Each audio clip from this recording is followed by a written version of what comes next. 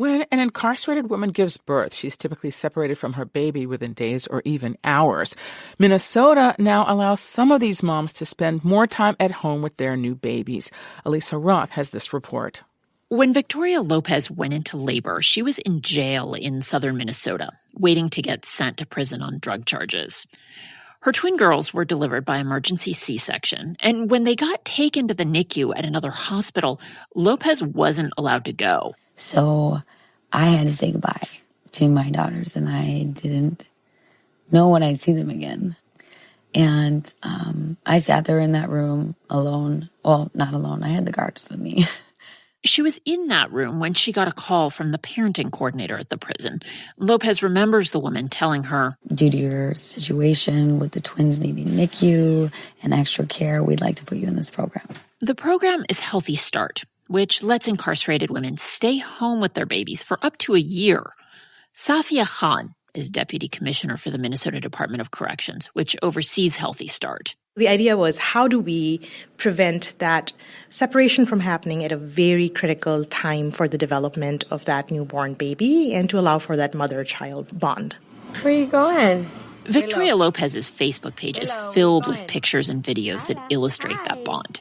Her cooing to a tiny baby in a bouncy chair and talking to them as they crawl around.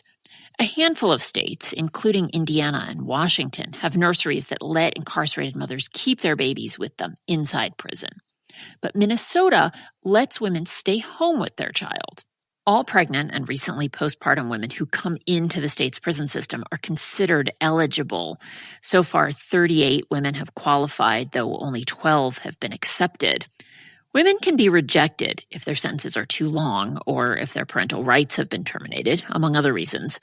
The Department of Corrections is trying to make it more accessible. But there's a far bigger question: why these women are getting caught up in the criminal legal system to begin with. For me, the most important and critical piece of this puzzle is just how complicated these families and circumstances are. Rebecca Schlafer is a professor at the University of Minnesota whose work focuses on families and incarceration.